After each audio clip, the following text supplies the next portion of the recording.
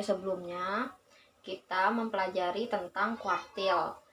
Nah, kemudian untuk hari ini kita akan belajar tentang desil.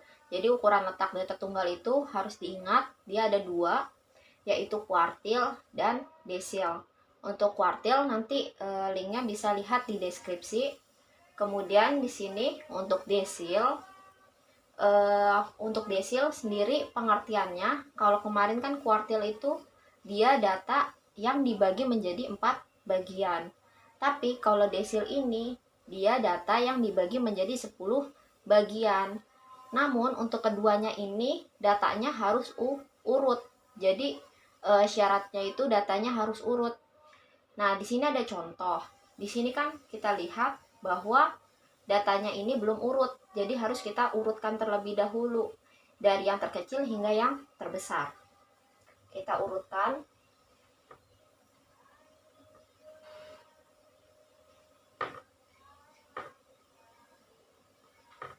Dua belasnya ada 1, 2, 3.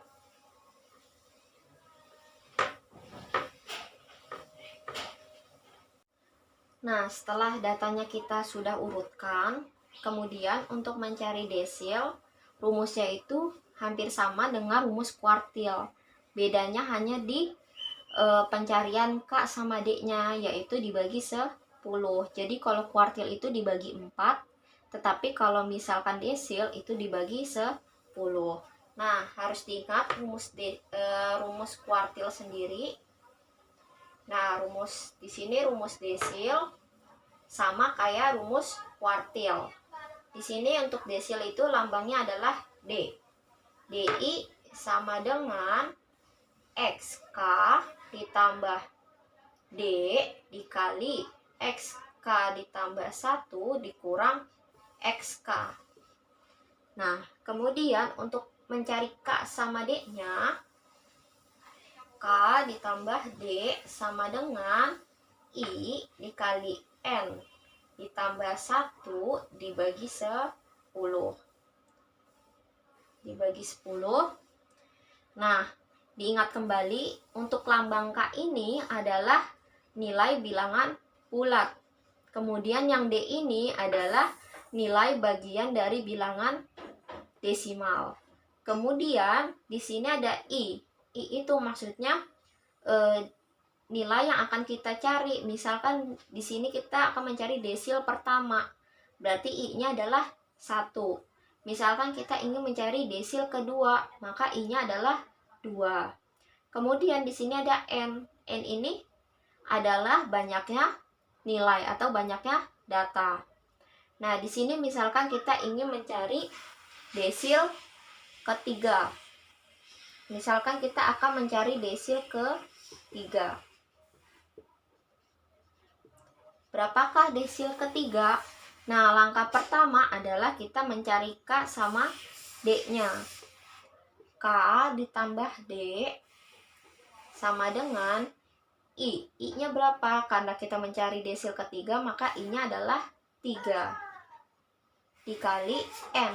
N-nya adalah jumlah seluruh data.